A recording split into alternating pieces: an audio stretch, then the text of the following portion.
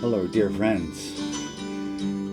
I'm East Coast Pete, and today I'm going to look at an artist who I don't know if there's any way to convey how incredible this guy was. This is Gary Higgins, and his album Red Hash is now considered a lost and found treasure. How does that happen? Sometimes the label under-promotes the record for any number of reasons, and sometimes the music is ahead of its time. Without a set genre, or maybe the music is just too out there to garner critical acclaim. Sometimes the artist doesn't mind obscurity. The music is not meant to seek fame or vast profit. In this case, none of these ideas can be applied. We are in the midst of a rediscover and reissue trend, which does spread to music to ears that may have missed it. Sometimes a reissue can detract from the collectability of the relic, and sometimes a reissue adds to the value of the original copies. People pay thousands to own art. Is it a scam? No. The market will bear the value of goods. The rarity of an original is no guarantee that it will become collectible, but there is plenty to go around. There is no rarity if there is plenty to go around. But that has no bearing upon the value of the artwork's intrinsic worth. Is the music of quality? Well, now we come to Gary Higgins. The quality of his music is so high and it's off the scale. He is simply angelic.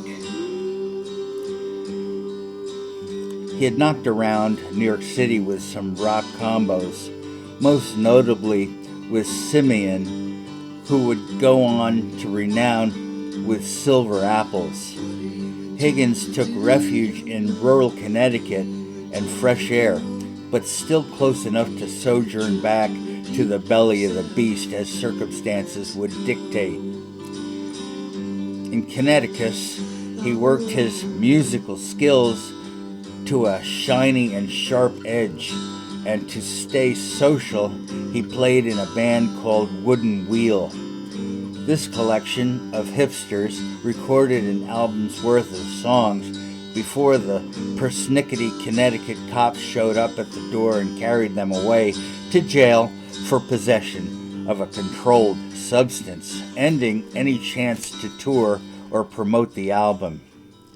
It was titled Red Hash, not for the substance in question, but for the nickname Gary was given at the institution where he was incarcerated, paying a debt to society.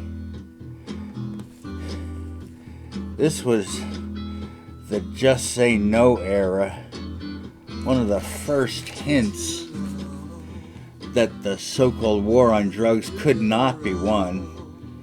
As for the album, it wouldn't see the light of day for 32 years, completely forgotten by the powers that be.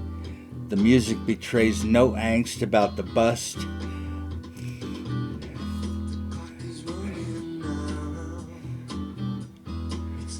The music would have occurred during the trial, and Gary prevented from taking an active part in that. He couldn't be there for the mix or finalization of his work because he was, otherwise engaged by people with long sticks and iron bars. Who knows what an indie studio in 1973 would embellish into the tunage. I mean, they really messed up a bunch of unknowns back then with orchestration that was totally inappropriate. So I'm kind of glad in a way that the studios didn't get a chance to do that to this album. Red Hash did hit the streets in a small run went nearly unnoticed. And then there's a sentence amounted to 2 years and 9 months.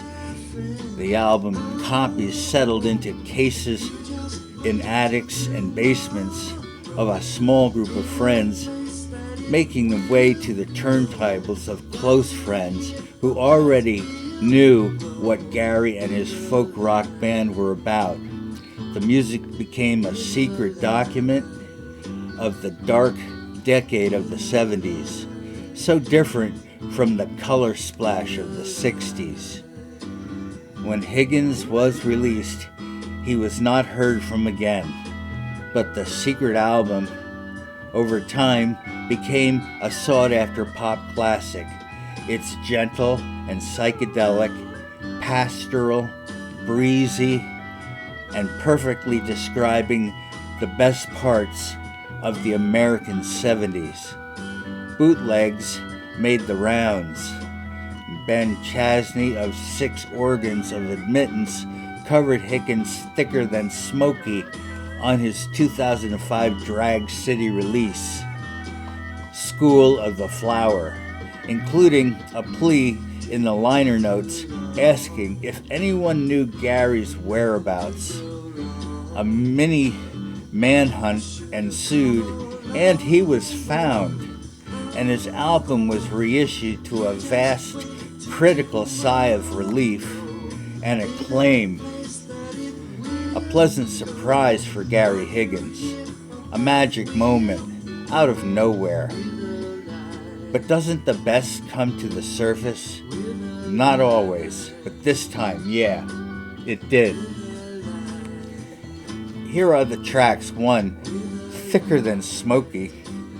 I give it a 10 out of 10. Would you take a trip down the deep, dark south down to Mexico? 2, It Didn't Take Too Long.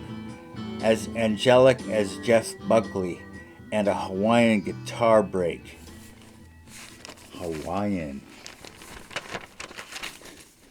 It's just a lap steel. 3, Windy Child. You Were Always Brighter Than Me. 4, Telegraph Towers.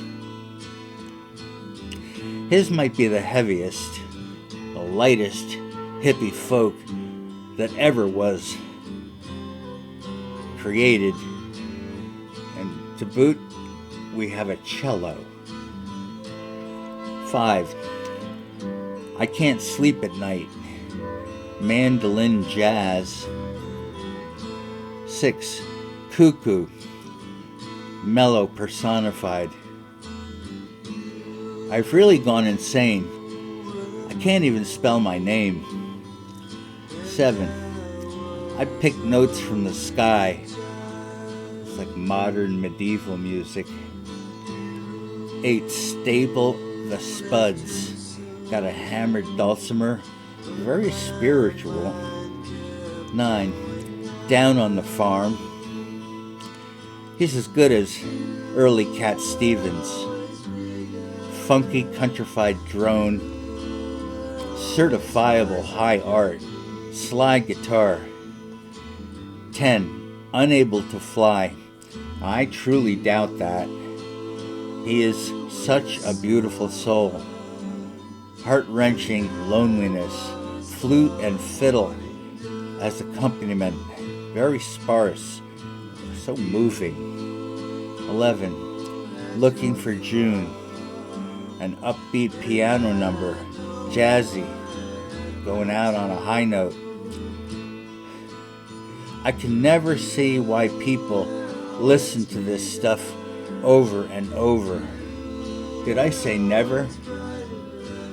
I meant to say I can see how people listen to this stuff over and over.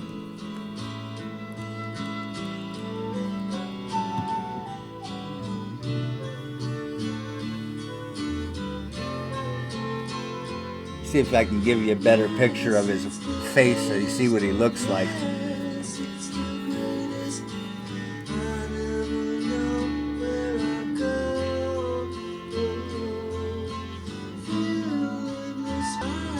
I'd say go out and see if you can find a copy of this, but better yet, just go to YouTube and listen to it like I'm doing. You will not be unhappy that you did so. Be well. Take care.